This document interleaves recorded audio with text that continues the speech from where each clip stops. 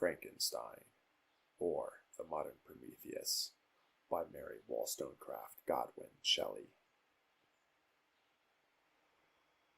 Letter 1 to Mrs. Saville, England, St. Petersburg, December 11th, 17 something. You will rejoice to hear that no disaster has accompanied the commencement of an enterprise which you have regarded with such evil forebodings. I arrived here yesterday, and my first task is to assure my dear sister of my welfare and increasing confidence in the success of my undertaking. I am already far north of London, and as I walk in the streets of Petersburg, I feel a cold northern breeze play upon my cheeks, which braces my nerves and fills me with delight. Do you understand this feeling? This breeze which has traveled from the regions towards which I am advancing gives me a foretaste of those icy climes. Inspirited by this wind of promise, my daydreams become more fervent and vivid. I try in vain to be persuaded that the pole is the seat of frost and desolation. It ever presents itself to my imagination as the region of beauty and delight. There, Margaret, the sun is forever visible, its broad disk just skirting the horizon and diffusing a perpetual splendor. There, for with your leave, my sister, I will put some trust in preceding navigators. There, snow and frost are banished, and sailing over a calm sea, we may be wafted to a land surpassing in wonders and in beauty every region hitherto discovered on the habitable globe. Its productions and features may be without example, as the phenomena of the heavenly bodies undoubtedly are in those undiscovered solitudes. What may not be expected in a country of eternal light, I may there discover the wondrous power which attracts the needle, and may regulate 1,000 celestial observations that require only this voyage to render their seeming eccentricities consistent forever. I shall satiate my ardent curiosity with the sight of a part of the world never before visited, and may tread a land never before imprinted by the foot of man. These are my enticements, and they are sufficient to conquer all fear of danger or death, and to induce me to commence this laborious voyage with the joy a child feels when he embarks in a little boat, with his holiday mates, on an expedition of discovery of his native river. But supposing all these conjectures to be false, you cannot contest the inestimable benefit which I shall confer on all mankind to the last generation, by discovering a passage near the pole to those countries, to reach which at present so many months are requisite, or by ascertaining the secrets of the magnet, which, if at all possible, can only be effected by an undertaking such as mine. These reflections have dispelled the agitation with which I begin my letter, and I feel my heart glow with an enthusiasm which elevates me to heaven, for nothing contributes so much to tranquilize the mind as a steady purpose, a point on which the soul may fix its intellectual eye. This expedition has been the favorite dream of my early years. I have read with ardor the accounts of various voyages which have been made in the prospect of arriving at the North Pacific Ocean through the seas which surround the pole. You may remember that a history of all the voyages made for purposes of discovery composed the whole of our good Uncle Thomas's library. My education was neglected, yet I was passionately fond of reading.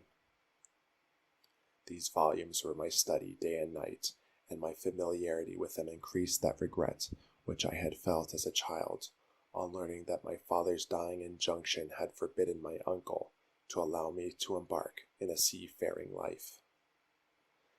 These visions faded when I perused for the first time those poets whose effusions entranced my soul and lifted it to heaven. I also became a poet, and for 1 year lived in a paradise of my own creation. I imagined that I also might obtain a niche in the temple where the names of Homer and Shakespeare are consecrated. You are well acquainted with my failure and how heavily I bore the disappointment. But just at that time I inherited the fortune of my cousin, and my thoughts were turned into the channel of their earlier bent. 6 years have passed since I resolved on my present undertaking. I can, even now, remember the hour from which I dedicated myself to this great enterprise. I commenced by inuring my body to hardship. I accompanied the whale fishers on several expeditions to the North Sea. I voluntarily endured cold, famine, thirst, and want of sleep. I often worked harder than the common sailors during the day, and devoted my nights to the study of mathematics, the theory of medicine, and those branches of physical science from which a naval adventurer might derive the greatest practical advantage. Twice I actually hired myself as an undermate in a Greenland whaler, and acquitted myself to admiration. I must own I felt a little proud when the captain offered me the second dignity in the vessel and entreated me to remain with the greatest earnestness. So valuable did he consider my services. And now, dear Margaret, do I not deserve to accomplish some great purpose? My life might have passed in ease and luxury, but I preferred glory to every enticement that wealth placed in my path. Oh, that some encouraging voice would answer in the affirmative. My courage and my resolution is firm, but my hopes fluctuate, and my spirits are often depressed. I am about to proceed on a long and difficult voyage, the emergencies of which will demand all my fortitude. I am required not only to raise the spirits of others, but sometimes to sustain my own when theirs are failing. This is the most favorable period for traveling in Russia.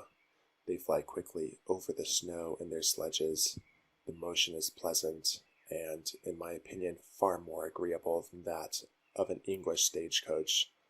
The cold is not excessive if you are wrapped in furs, a dress which I have already adopted, for there is a great difference between walking the deck and remaining seated motionless for hours, when no exercise prevents the blood from actually freezing in your veins. I have no ambition to lose my life on the post road between St. Petersburg and Archangel. I shall depart for the latter town in a fortnight or 3 weeks, and my intention is to hire a ship there, which can easily be done by paying the insurance for the owner, and to engage as many sailors as I think necessary among those who are accustomed to the whale fishing. I do not intend to sail until the month of June. And when shall I return? Ah, dear sister, how can I answer this question? If I succeed, many, many months, perhaps years, will pass before you and I may meet.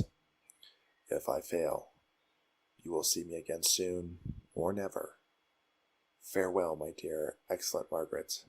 Heaven shower down blessings on you, and save me that I may again and again testify my gratitude for all your love and kindness. Your affectionate brother, R. Walton.